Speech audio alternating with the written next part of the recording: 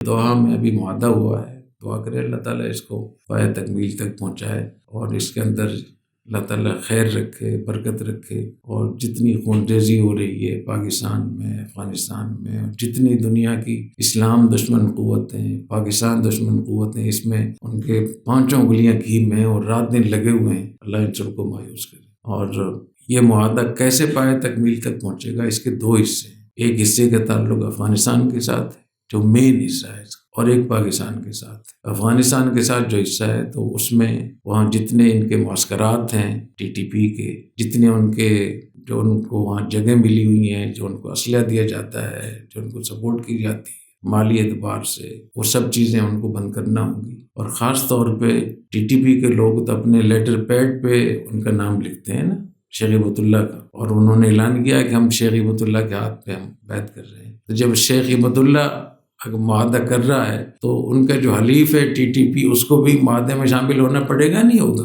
بات سمجھ رہے ہیں نا یا نہیں سمجھ رہے؟ کیونکہ یہاں اگر آپ کی سوئی بھی اٹک جاتی تو شیخ ہبت اللہ کو، ان کو یا شیخ ہبت اللہ کی بات ماننی پڑے گی، یا شیخ ہبت اللہ پر لازم ہوگا کہ ان کو اپنی بیعت سے خارج کرے، کیونکہ یہ تو کہتے ہیں ہم ان کے ہاتھ پہ بیعت ہے۔ ٹی ٹی پی نے کھلم کھلا لکھ کر بھی اور اپنے بیانات میں بھی کہ ہم شیخ ہبت اللہ کے ہاتھ پہ بیعت ہے۔ تو اس معاہدہ، یہ جب معاہدہ ہوا ہے تو اگر بنو خزاعہ وہ حلیف بن گئے نبی کریم صلی اللہ علیہ وسلم کے، اور ان کے بندے کو قتل کیا بنو بکر نے، اور بنو بکر حلیف کس کے تھے؟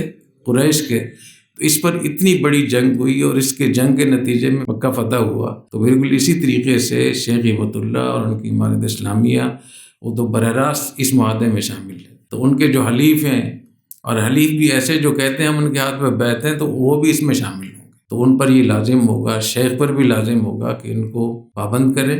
اگر تم مجھ سے بیعت ہو تو تمہارے لیے جائز نہیں ہے پاکستان میں حملہ کرنا، کسی کو قتل کرنا، اور اگر تم اس بیعت کو توڑو گے تو ہم اس عہد کو بھی توڑ دیں گے جو آپ کا ہمارے ساتھ ہے، تو ہم بھی اس کو توڑ دیں گے۔ پھر باقاعدہ ان کو برات کا اعلان کرنا ہوگا۔ اور وہاں اور بھی جو طریقہ ہوتا ہے، کسی بھی گروپ کو جو سپورٹ وہاں سے ہو رہی ہے پاکستان میں لڑنے کے لیے، چاہے وہ ان کا اعاشہ ہو، چاہے ان کے اوطاق ہوں، چاہے ان کے علاج معالجہ ہو، ان کو گاڑیاں دی جاتی ہیں، ان کو اسلحہ دیا جاتا ہے، ان کے معسکرات ہیں، ان کے کیمپ بنے ہوئے ہیں، علاج معالجے کے لیے ان کو ہندوستان بھیجا جاتا ہے، ان سب چیزوں کو روکنا پڑے گا۔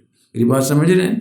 دوسرے کا تعلق پاکستان کے ساتھ کہ یہاں سے جو ان کو سپورٹ ملتی ہے، جو سہولت کاری ہوتی ہے، جس میں آپ سب لوگ بھی کسی نہ کسی حد تک شامل ہوں گے، تو آپ لوگوں نے بھی اس کو تماشا بنایا ہوا ہے۔ یہ قرآن ہے، یہ حدیث ہے، ہمارا دین ہے، ان لوگوں کی جان، مال، عزت، مسلمانوں کی ریاستیں آپ لوگ کیسے تباہ کر رہے ہیں؟ اس کو بیٹھے بیٹھے فتوے دیے جا رہے ہیں۔ جب آپ نے پیغام پاکستان پہ دستخط کر دیے، اعلان کر دیا کہ یہ بغاوت ہے، خروج ہے، حرام ہے، جائز نہیں ہے، پھر کس منہ سے ان کو آپ سپورٹ کرتے ہیں؟ آپ مجھے بتائیں، کیا مدرسوں میں یہ مسئلہ بتایا جاتا ہے؟ دارالحدیث میں طلباء ہمارے علماء کرام بتاتے ہیں؟ کیوں نہیں بتاتے؟ اور ہمارے ہاں جو میں بار بار اس بات کو کہتا ہوں کہ ریاست کے بہت بڑے احکام ہیں، تو ہم تو اپنے دین ایمان کے ساتھ ہم کھیل رہے ہیں، اور جب یہ ریاستیں ختم ہو جاتی ہیں، چاہے وہ ریاست خلافت بغداد ہو، اندلس ہو، مغلیہ سلطنت ہو، سلطان ٹیپو شہید کا معاملہ ہو، یا خلافت عثمانیہ ہو، اس کے بعد کیسے کیسے مظالم ہوتے ہیں۔ تو ابھی ہم آرام سے یہاں بیٹھے ہوئے ہیں، لیکن خدا نخواستہ حالات خراب ہوں تو کیسے یہاں بیٹھ سکیں؟ بیٹھنا تو خود مقصد نہیں، لیکن جو دین کے کام یہاں ہو رہے ہیں الحمدللہ، اور ایک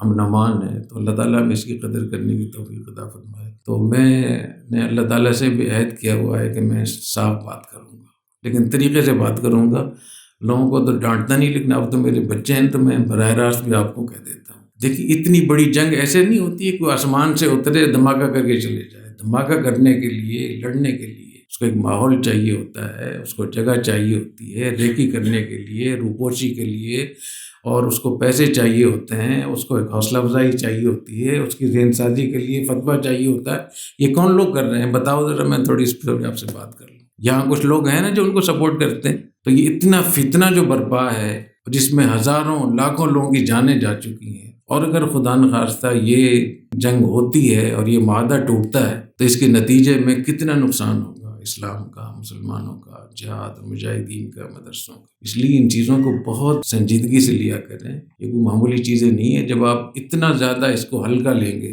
لوگوں کی جان، مال، عزت کو، تو اللہ تعالیٰ پھر کیوں آپ کی عزتوں کا تحفظ